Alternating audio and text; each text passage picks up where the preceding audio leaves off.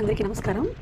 ఇప్పుడు మేము వారణాసి నుంచి చిత్రకూట్కి ఎర్లీ మార్నింగ్ రూమ్ నుంచి ఆటోలో బయలుదేరామండి. రైల్వే స్టేషన్కి చేరుకున్నాము. వందే భారత్లో వయా వింధ్యా పర్వతాల మీదుగా చిత్రకూట్కి చేరుకున్నాము. ఇదిగోండి చిత్రకూట్ రైల్వే స్టేషన్లో దిగి అక్కడి నుంచి క్యాబ్లో లోకల్ ట్రిప్ బయలుదేరాము. అక్కడ మొదట గణేష్ బాగ్కి వెళ్ళామండి. ఇది ఒక చారిత్రక పర్యాటక ప్రదేశం.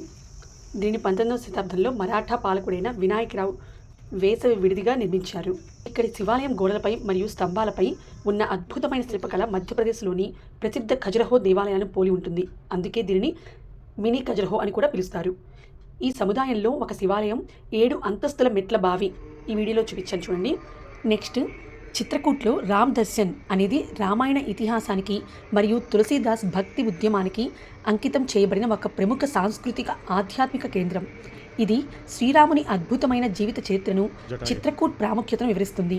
చిత్రకూట్ చరిత్ర శ్రీరాముడు తన 14 ఏళ్ల వనవాసంలో ఎక్కువ కాలం గడిపిన పవిత్ర క్షేత్రం చిత్రకూట్. ఇది ఉత్తరప్రదేశ్ మధ్యప్రదేశ్ సరిహద్దుల్లో మందాకిని నది ఒడ్డున ఉంది.